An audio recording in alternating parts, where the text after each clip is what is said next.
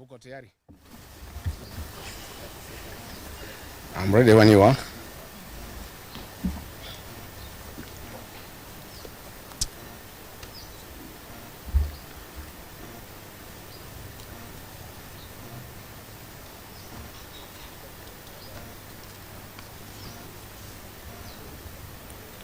We done? We go? Nakuwa goigoi. Oh, masu waje. Vizuri.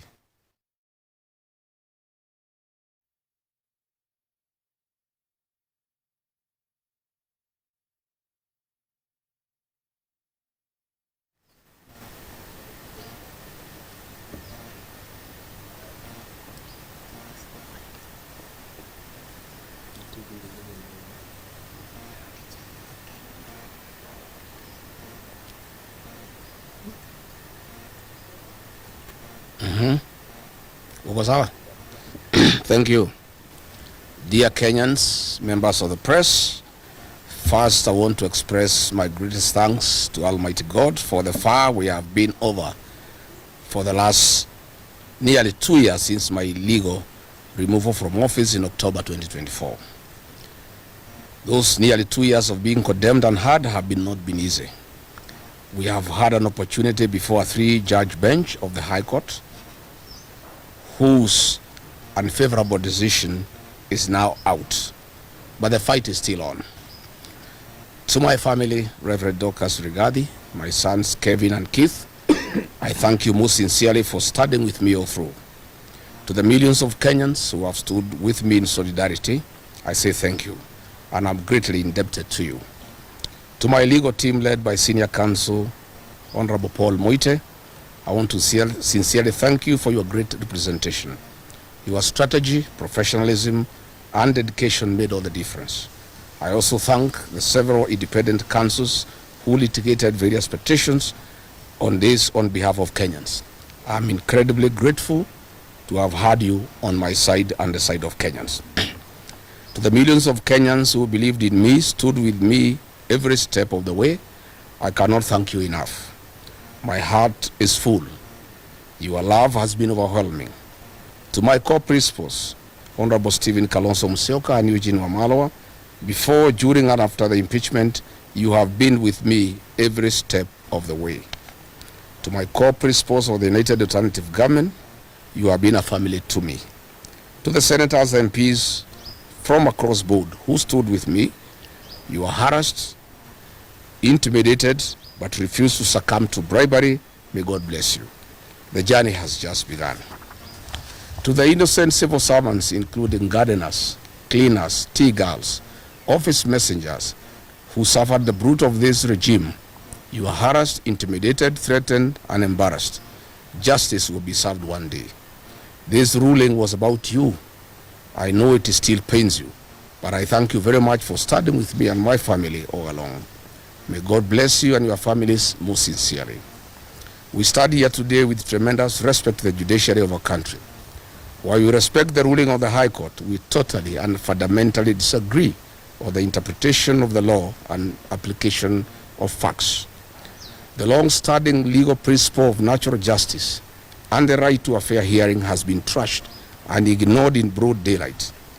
What a sad day for those whom have undergone this in the past and those who face the same in future. We shall proceed to file an appeal at the Court of Appeal on the decision and hope that justice shall prevail. The framers of the Constitution provided for an appellate and Supreme Court. We believe we shall fight to get justice one day. Dear great people of Kenya, just like the millions of you, I'm shocked by the 350-page decision of the 3-judge bench of the High Court of Kenya, pronouncing itself and holding that my right to fair hearing under Article 50 of the Constitution was violated, and then ironically purporting to uphold the impeachment.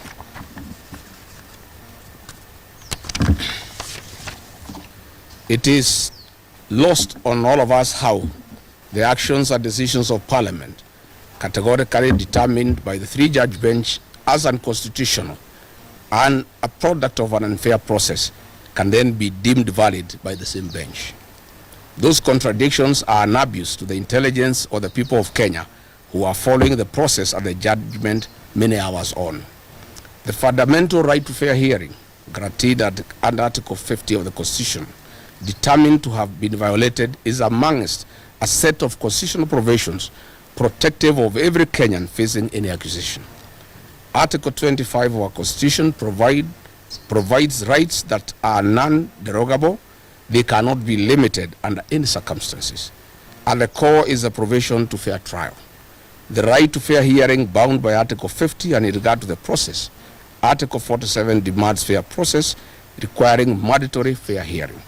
We strongly observe that the impeachment process was found faulty by the three-judge bench for failure to respect my right to fair hearing in the violation of Article 25, 47, and 50 of the Constitution. Once that determination was made, the entire process collapsed and was null and void. There was no impeachment. There was a constitutional coup, an abuse to the people of independent Kenya. The three-judge bench was obligated by operation of the law on determination or violation of the Constitution to set aside the impeachment. The decision by the bench to then purport to uphold the impeachment in the face of its decision or violation of the Constitution is in itself a violation and derogation of its responsibility under Article 165. Decisions made in violation of the Constitutions are null and void. Lord Denning in Macfoy declared that if an act is void, then it is, in law, a nullity. It is not only bad, but incurably bad. You cannot put something on nothing and expect it to stay there. It will collapse. How then would a three-judge bench argued that the non-derogable right to fair trial was violation in the impeachment process? Then they turned around and tell the Kenyan people that regardless, the impeachment was valid. What a paradox. Dear Kenyans, we recall that on 31st October 2024, while setting aside conservatory orders issued by the High Court, this very bench gave an undertaking in open court that there did not exist any violation without remedy or outside the reach of the court. They further argued that in the event and as a consequence of setting aside the protective conservatory orders, they determined that if the impeachment process was unconstitutional, they would reverse any actions and decisions taken pursuant to the impeachment. The Attorney General gave the same undertaking through counsel Professor Gedu Muigai Emeritus. 2 weeks ago, the Honorable Justice Ogola, the presiding judge, categorically stated that the petitioners could not restrain it on the remedies on finding of the unconstitutionality of the impeachment, including the possible reinstatement as a deputy president. Further, on seeking of conservatory orders initially, the High Court insisted that petitioners should allow the parliamentary process to complete, since any decision would be amenable to judicial review. It is then astonishing that in this judgment, after pronouncing itself and determining that the impeachment process violated my right to fair hearing, the three-judge bench purported to hold that the impeachment was nevertheless valid and permanent. In yet another paradoxical determination, the bench decided that the Senate failed to follow expected constitutional impeachment process by refusing to use the required select committee. The Senate instead moved directly to plenary. Then, for no determined reason, in a single sentence, claimed to be bound by the Supreme Court decision in Sonko case, which was in regard to impeachment of a governor, and which decision the bench went on to distinguish. This was exceptionally incomprehensible. Dear Kenyans, in this regard, earlier today, I held a consultative engagement with my legal team led by Senior Counsel Paul Kibuge Muite, and we have clearly analyzed the judgment and have instructed them to challenge this judgment at the Court of Appeal. For avoidance of doubt, I moved to the High Court to fight for my rights and those of Kenyans who participated in the 2022 general elections that have been violated. My prayer was to seek the quashing of an illegal process of impeachment.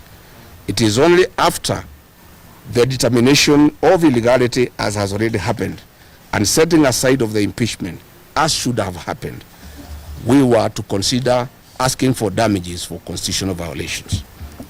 The 50 million Kenya shillings awarded to me is an insult to my fundamental rights and freedoms and a mockery of the Constitution. We are not interested. Money was never the issue here. Justice and constitutional supremacy was. I am one Kenyan leader who will not and cannot be swayed by promises of money to allow violation of the Constitution. I stand as a matter of principle to protect constitutional rights and defend the Constitution. This is an oath that I swore, and Kenyans know me for that. If I was interested in money, Mr. William Ruto had offered me 2 billion Kenyan shillings in an effort to entice me avoid impeachment and choose resignation. But I stood for my rights and that of over 7 million Kenyans who voted for me. I rejected this offer and faced the National Assembly. This is in public domain.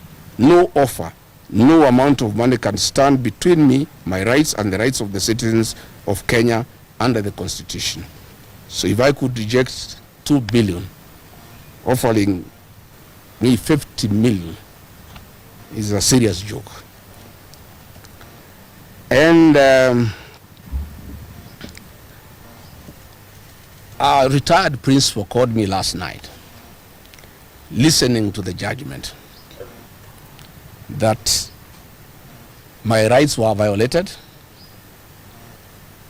but if the impeachment is vacated, there will be a constitutional crisis because there will be 2 deputy presidents. And this lady who has gone to school summarized the whole argument in a very simple manner. She told me it was like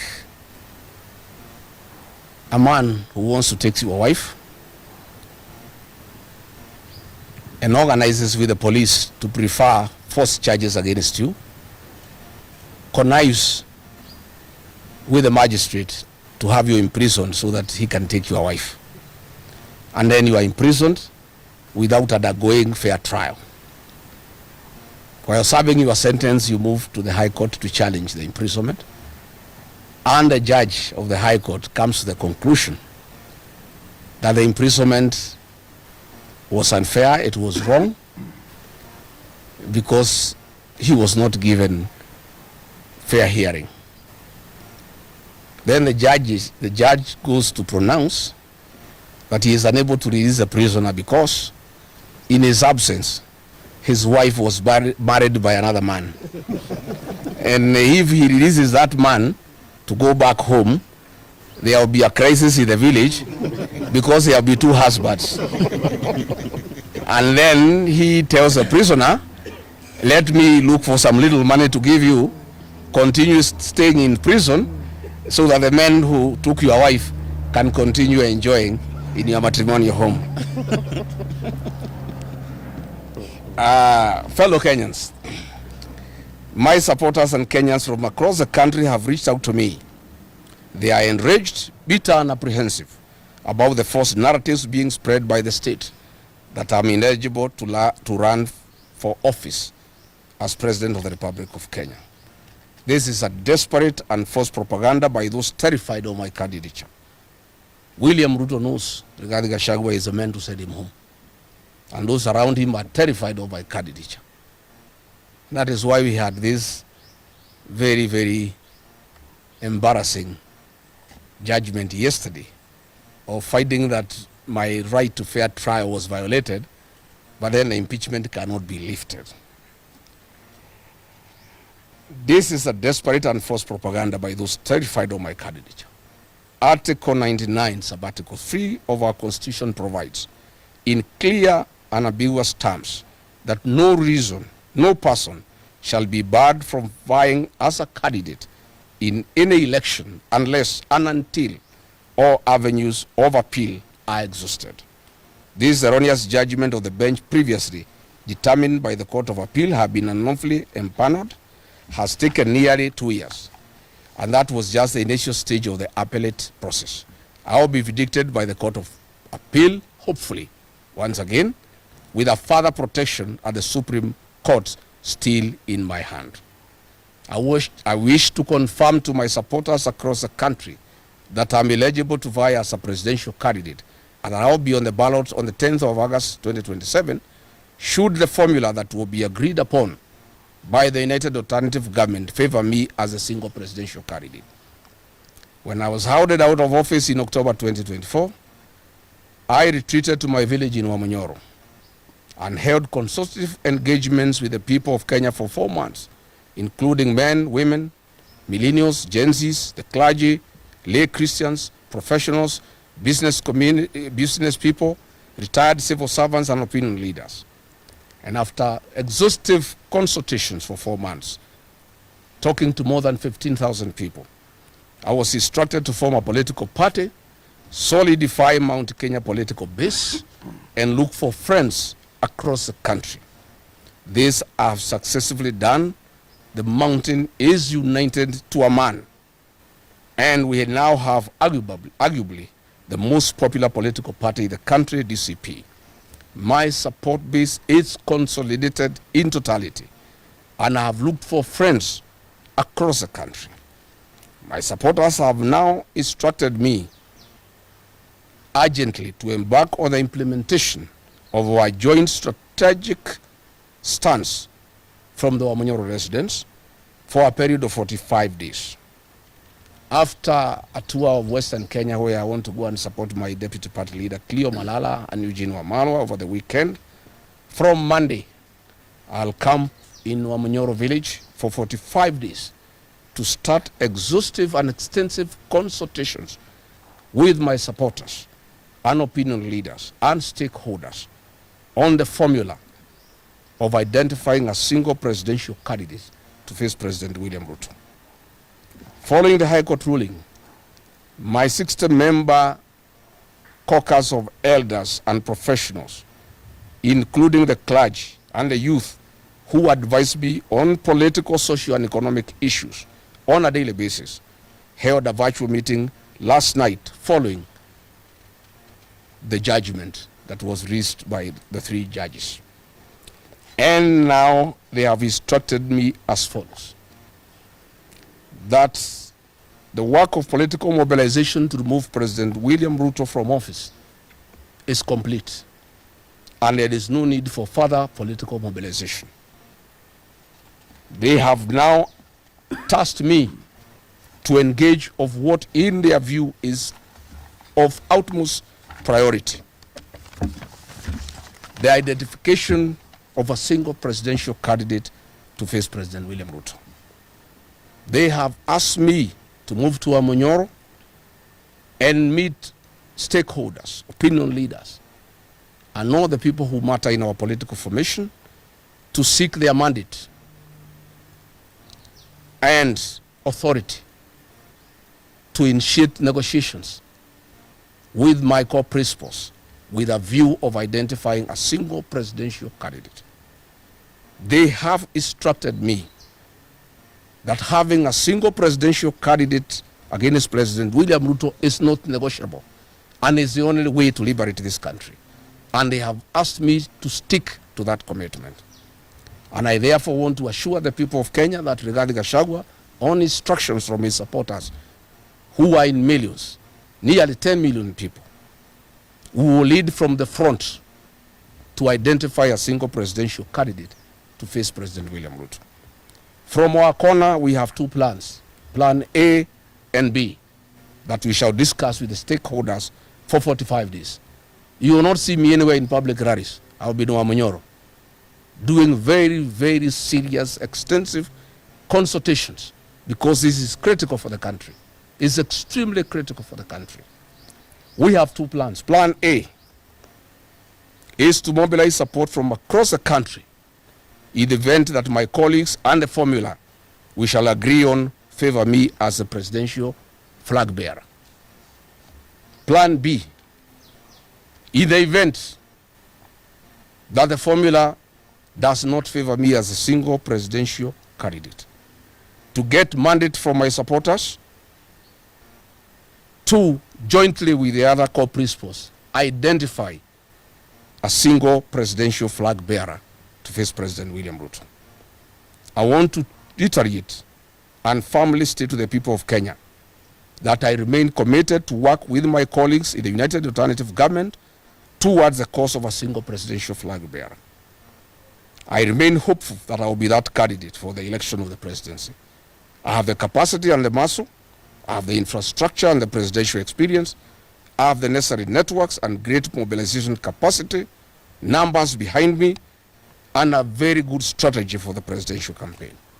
However, if any of my other colleagues is agreed upon, I give a very firm commitment to the people of Kenya that I, Rigathi Gachagua, and 10 million supporters behind me, we shall rally behind the agreed candidate to a man, and I, Rigathi Gachagua, will lead the presidential campaign, and I will lead in the political mobilization that has never been seen in the history of independent Kenya to make William Ruto a one-term president and restore the Kenyan nation and save the Kenyan nation from corruption, conflicts of interest, state capture, erosion of democracy, extrajudicial killings, wanton sale of public assets, and the embarrassment that our country has faced for meddling in our foreign policy. I want to say we must get back our nation. I want to say that Kenyans have lost far too much to be quantified, and we cannot lose more. Kwa hivyo mimi nataka kuhakikishia Wakenya ya kwamba safari ya kutafuta kiongozi mmoja wa kupingana na William Ruto imeanza, na Rigathi Gachagua ndio ataongoza, and I'll do whatever it takes to mobilize my colleagues, to persuade them,